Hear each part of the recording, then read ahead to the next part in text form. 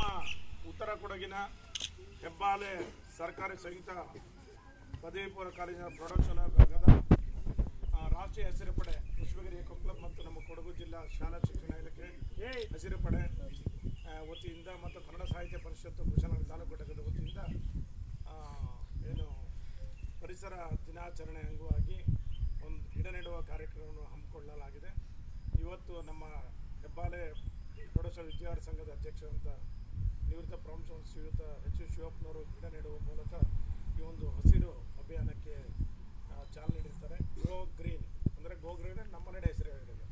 ಅವರಿಗೆಲ್ಲರೂ ಕೂಡ ನಾನು ಈ ಮೂಲಕ ವಂದಿಸ್ತೇನೆ.